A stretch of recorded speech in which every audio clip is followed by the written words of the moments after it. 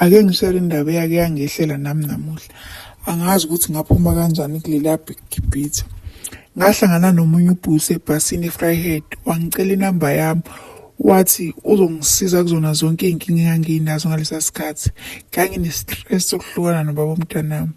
Wathi uzokusiza ukuphuma isichitho engifakwe sona intombi kamuntu wami, ukuze ngibe right ngibukeke, cause abantu base beyinyanya. Okay, ngamnika inamba yami. Wangitshela ukuthi kuzomele ngifike lapha ekhaya kuye ezongisiza. Ngimtshele ukuthi imali angakabi nayo, kodwa ngizokhuluma nabasekhaya bengiphi imali. Okay, siqhubeke sihambe isikhathi elokhu engifonela, engitshela ukuthi lesichitho enginaso soze sone izinto zami kakhulu kunaqala. Nami ngiqaleke lapho ngithukeke, ngicela abasekhaya ukuthi bangisize. Ayike nangempela ngihambe ngiye khona ngigibele ngoba ugibela moya khona. Okay, ngithi mangigibela ngifika khona ngifice kunamathwasa nabanye abantu ababenza nje amandiki. Kwakuyisangoma nje sinabantu abaningi sibasizayo. Hayi ngibona ukuthi hayi shuthi ngizosizakala la. Afike usona isangoma lesi singinike izinto zokugeza. Hayi ngigeze singigeze ngilindeke singigeze singicapha. Ngafika kuLesihlanu ngizohamba ngesonto ngalelo suku lolo. Hayi singinike yonke into ngigeze, hayi kulunge ngibuyele ekhaya. Hayi uhambe isikhathi nje emva kwalokho kuhamba isikhashana mhlawumbe kwadlula amasonto awu2 or 3. Hayi siphinde futhi sifone njengoba njengoba sixhumana lesangoma lesi siyaxhumana futhi nabantu basekhaya. Ekhaya ngihlala nomama nodadewethu, mase ubaba kodwa ubaba ulo muntu onganaki uyaziphuzela. Kahle kahle sasikhuluma nomama nje basacela nje ukuthi ngimnike inamba yabantu basekhaya. Okay, siqale sifonele kumina lesangoma singitshela ukuthi njengoba ngahlukana nobaba womntwana, ikhona into engangisiza ukuthi ngibuyelelane naye, and siyabona ukuthi njengoba nje sihlukene nalomuntu ngiphatheke kabi, angikho right.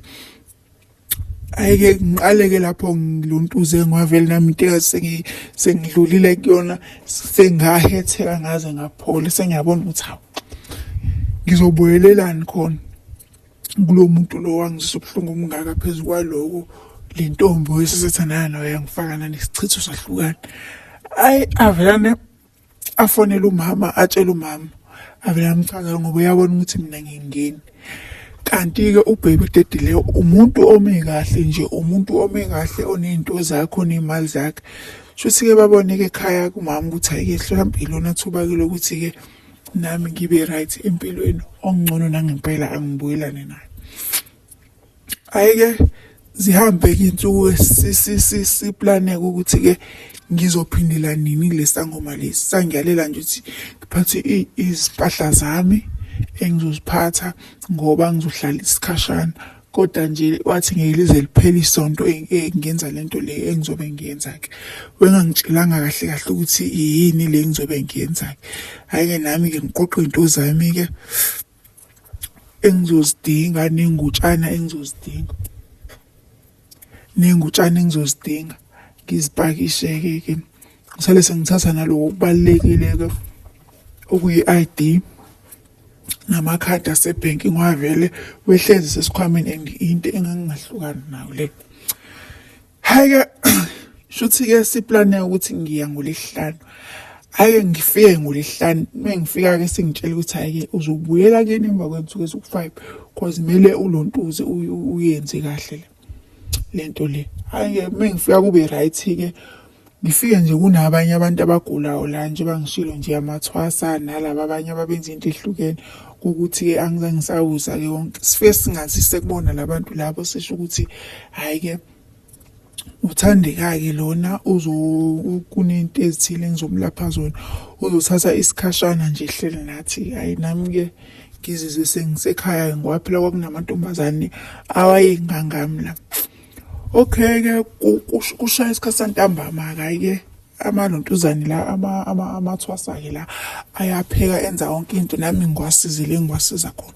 Shesikhathi ntambama alontuza alona sona lesangoma lesi silontuza siboleke imali kumina, siboleke imali yami yokugibela, imali engangiyiphethe nje ngoba ngangithi ngifuna ukuthi mase sengibuyela ekhaya ngithi ukucosha imali ayisesikhwameni kwaku-500. Hhayi-ke mind you sengimnikile le ezongisiza ngayo ngoba ngathi ngifika nje ngoba sabe senza okunye okuncane ngabe ngiyamnika-ke leyo mali aphinde futhi aboleke kumina u-500. Kulo 500 futhi umama wengiphathise ezinye zempahla khona ukuthi ngicosha kwakungakabizi kangaka izinto zasathe ukuba cheap etolo, so u-500 kwakuyimali enkulu-ka. Hhayi-ke kuhlweke-ke ngalelo langa-ke ayi silaleke ngilale namathwasa-ke silale nje kube mnandi-ke mase seyogida-ke laya. Hhayi nami ngiwagedise-ke avuka ekuseni nami ngiyavuka kanye nawo, kodwa mina ngenza okuhlukile ngoba wengitshela ukuthi ntambama ngiyagquma ngiphinde futhi nasekuseni ngiyavuka ngiyaphalaza, so nje kwakuba easy ngoba ngangivuka nabanye abantu.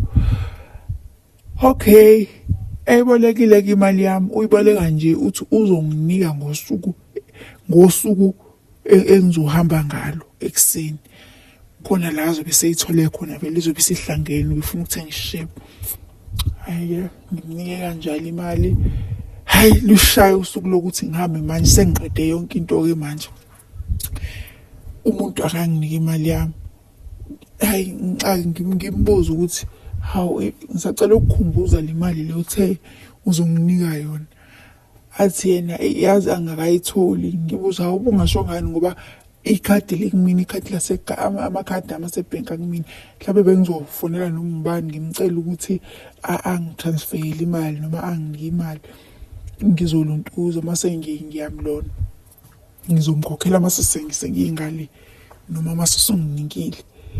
Athi yena hhayi angilindi ngizohamba ngo-1. Hhayi bashaya o-1 sihamba isikhathi athi hhayi angilindi ngizohamba nje sekushaya u-1 ngoba vele ekhaya kuyindawana ekujana. Athi hhayi iy'moto azisekho imoto ngizohamba ngakusasa, kodwa imali akayitholi uzoyithola. Ngingayiboleka mina ngokuthi khona umuntu unganginika imali ngingayiboleka. Hhayi nangempela-ke ngoba usesho njalo ngibhalele umngani wami ngimcela ukuthi sicela ungiboleke imali ethile ngifuna ukugibela la ngibuyile ekhaya. Hhayi okay, shuthi-ke ngiphinde futhi ngilale ngalolo suku, sekusuku lesi-6 lolo ngikhona, phinde ngilale ngalolo suku. Ebusuku ifoni ngiyilalisa eshajini. Mengithi ngiyavuka ekuseni ilontuzane ngigcine ngilontuza ngibhalele umngani mase ngiyabe ekuseni ifoni yami ayikho eshajini. Hhayi ngibuze kulaba abanye amathwasa la silala nokuthi hawu iphi ifoni yami. Bathi hhayi ufikile ubaba wayithatha. Ngihambe ngiyombuza aphiki athi akazange ayithathe. Hhayi ngiqale ngixeke manje ukuthi akazange ayithathe. Hhayi ngiphinde futhi ngibuyele ngibuze manje sengidiniwe-ke phela namanje sengidiniwe ukuthi awubangakho isilima-ke manje. Phinde ngibuyele kuyena ukuthi hhayi ifoni nami bathi seyithathwa yena. Athi hhayi yayithathwa umina khona ade ngifuna ukuyenza kade ngisenda iy'ngoma la. Hhayi ngisho ukuthi hawu kade ngayicela ingane ukuthi ade ufuna ukusenda iy'ngoma, ifoni yami yayingena-password. Hhayi-ke okay ngisicela alontuze-ke acela angiboleke ngifuna ukuxhumana nabantu basekhaya kanye nomngani lo engiboleke kuyena imali nasekhaya ngibazise. Hhayi angiboleke isikhathi esincane angiphuce futhi ngingakwazi nanokuthi ngize ngibhala ngiphuce. Athi nje wena uyafeba, ngibonile la ukuthi ukufeba nabantu ingakho ubaba enganakho wakuyekela yona leyo nto ukuthi uyafeba. Yabona mina ngifuna ukuyekisa lo kufebo nawo.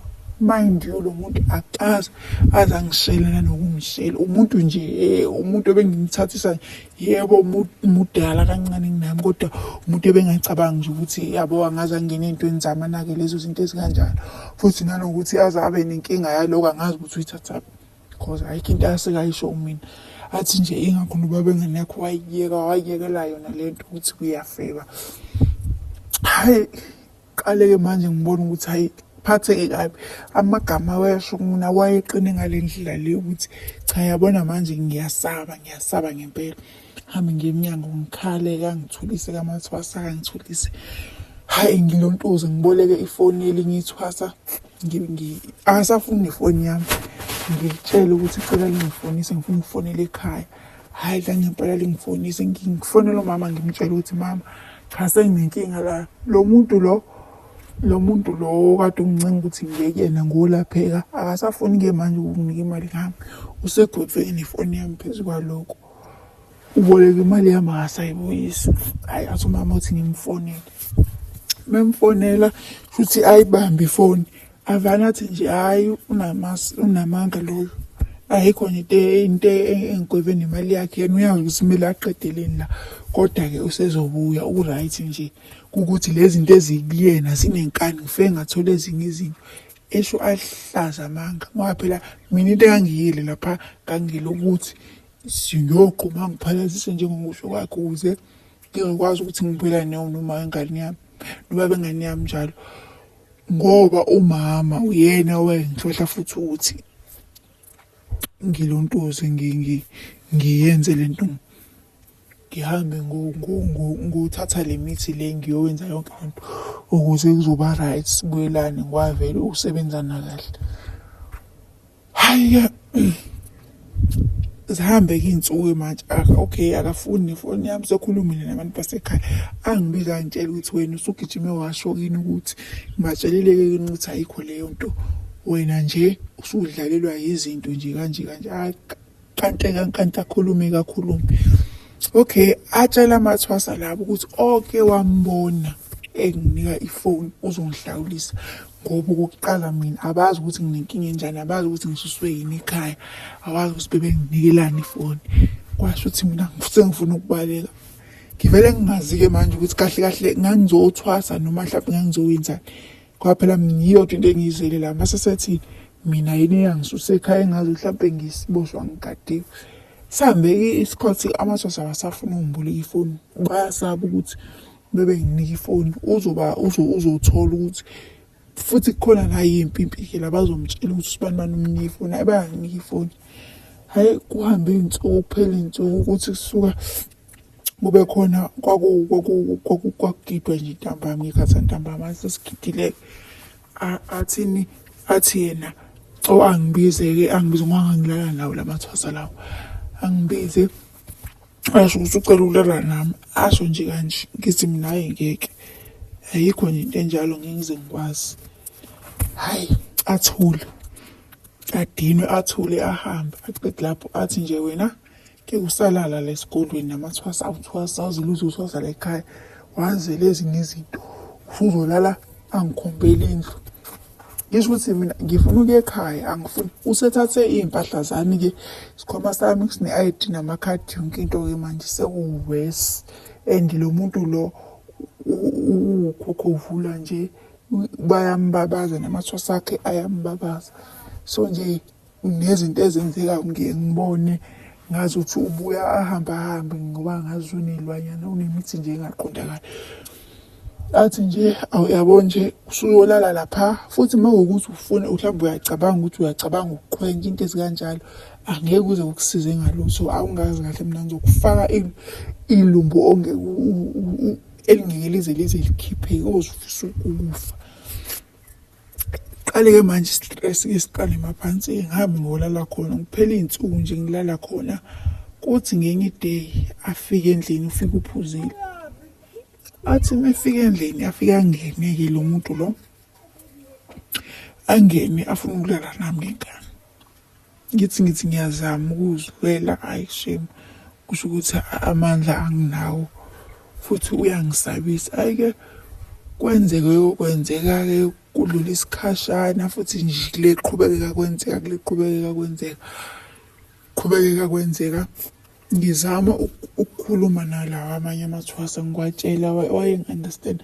Ucela ngiboleke imali. Yabo angifuni ukuqamba amanga.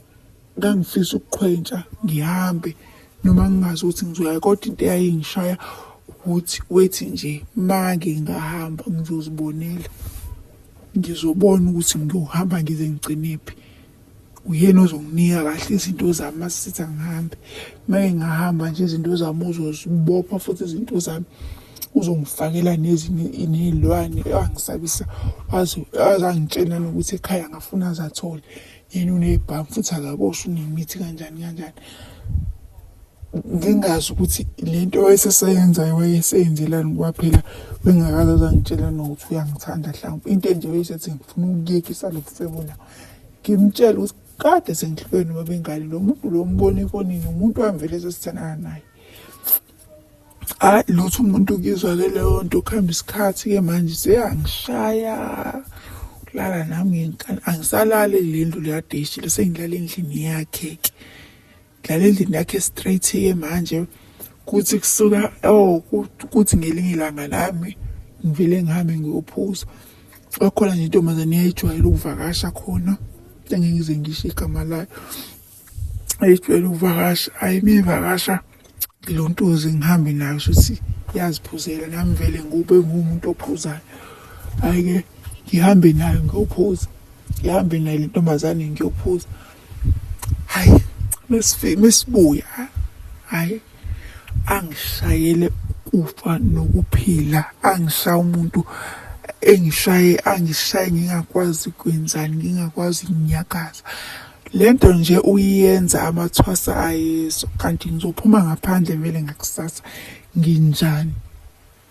Amathwasa akhe adecide ukuhamba ahambe landelana ize uyasabisa ngalezi zinto zakhe asabisa ngayo ukuthi muke waye ukuthwasa uzoshona make into ezikanjalo.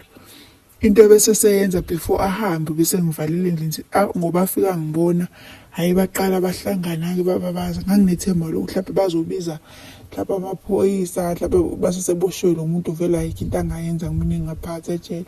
Bazongisiza ngandlela thizeni ngoba ngangisaba ukuthi ngivele ngiqhwetshe sinsuke ngisabisa. Hayi-ke shuthi adecide ukuhamba-ke mina ngase ngiyihlalele endlini kuba sengivalile endlini nje mebuya lale nami ngale ndlela afuna ukulala nayo ngami.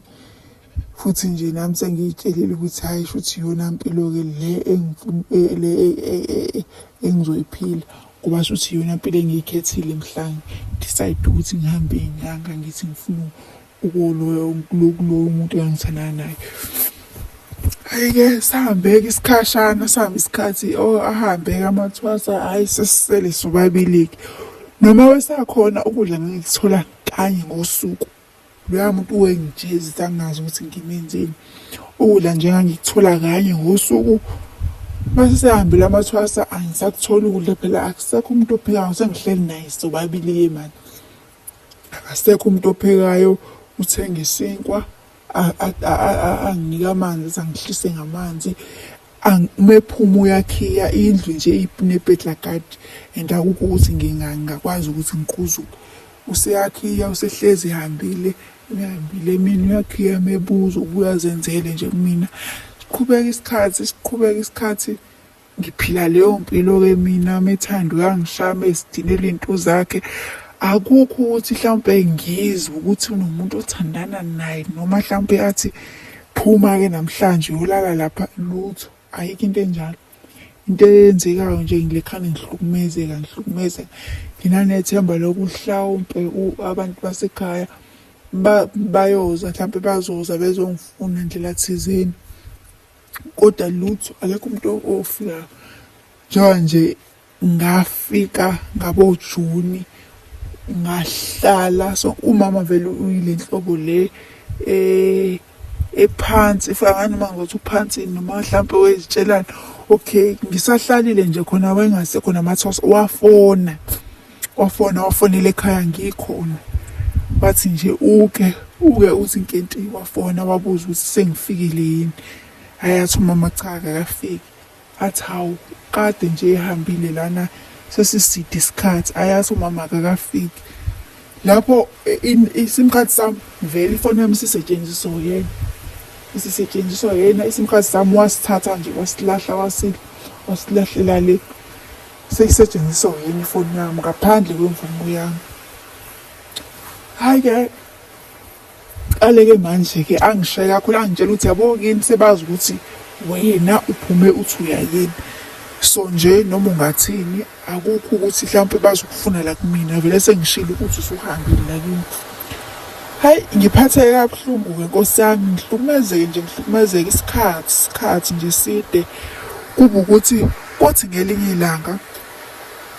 ngelinye ilanga shuthi wayebuye ecikweni izinto ezazimcikile, abuye angishaye ngale ndlela yokuthi ngathi sengidindilize phansi.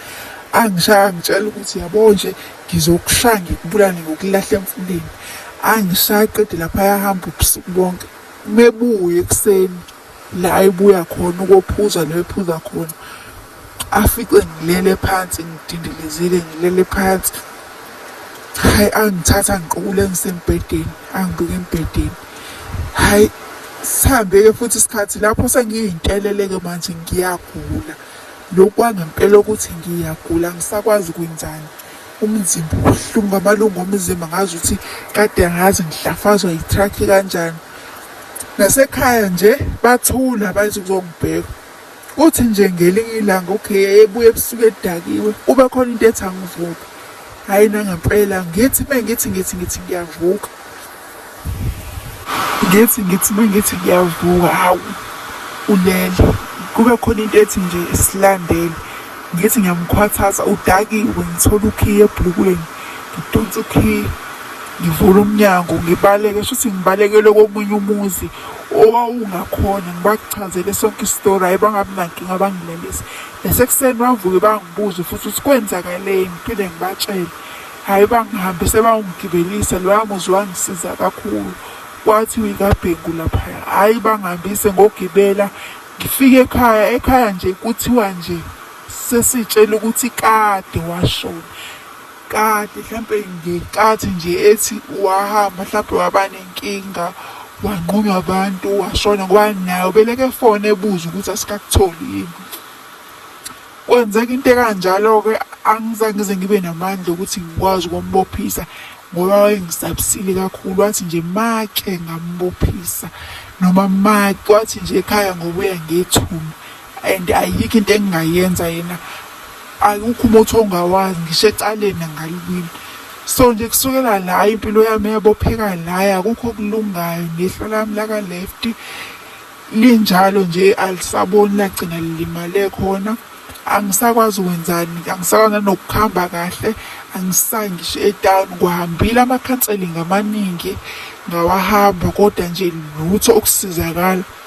Le story lesi ngisixoxela ukuthi mawukuthi khona umuntu osafisa ukuthemba umuntu angamazi, isangoma thizeni esizomtshela ukuthi mhlawumpe siboniswa ukuthi mhlawumpe kumele simsize, umuntu akakaye kumuntu amaziyo, umuntu ozomthemba. Ngoba mina ngagileka kuze kube manje ngakakutholi ubulungiswa, futhi ngiyasaba nanokuthi ngize ngiqale ngifune lobo bulungiswa ngoba ngiyazi ukuthi umthetho wala eSouth Africa uvuna igebengu. Ngiyombopha namhlanje kusasa uzophuma. Kowenzakalani ngempilo yami, ngempilo yey'ngane zasekhaya odadewethu, nangempilo kamama. Ngisabela kakhulu umntanami ngoba uyamazi. Njengoba bephethe ifoni yami nje, wenaso nanesithombe sakho. Into zami ayikho into engaphuma nawo lapha, i-ID, amakhadi. Hlanhla-ke sengiyenze nge-ID, kodwa i-ID, amakhadi, ifoni yami, konke kwasala khona. Vele ifoni yami ngasengiseyona yami kwakuyiyakhe, kuwukuthi nje bese sengisayibisa ukuthi nje kwakhona nje into engiyenzayo uyongibulala lapha futhi abulale nomndeni wami, njengoba semazi nje nomntanami, futhi ethi uyasazi nesikole le umntanami efunda khona ngoba nganginey'thombe la egqoke khona i-uniform efonini yami. So kusukela lapho nje impilo yami ayiphindanga ya-right, isabheda namanje. Ngiyazenyeza, ngiyasaba, angisathembi muntu, sengiyinto nje hlezi lele, ngalimala nakakhulu. Umzimba wami kwathiwa unamahlule, shuthi igazi lakuchathela ngaphansi ngoba wehlezi ngishaya. Kodwa-ke impilo iyaqhubeka. Ngiyafisa ukuthi ngelinye ilanga ngeke ngimbone, ngimbuze, mhlawumbe mase sengithola amandla ukuthi ngibhekane naye, ngimbuze ukuthi lento wayenza kumina wayenzelani, yesiphi isizathu wayenzela sona, ngoba sasingathandani naloya muntu. Angazi ukuthi ngihlukumezelani kangaka. ngiye ngifise nje ukwazi ukuthi ngangenzeni kuyena, yini le ngaka engamona ngayo ukuthi angaze angizwise ubuhlungu obungaka isikhathi eside kangaka. Ngoba yena ngokusho kwakhe wethi nje lapha kuye ngophuma ngebhokisi vele ekhaya basangazi ukuthi singayaphi. Siphela lapho-ke isitori sami.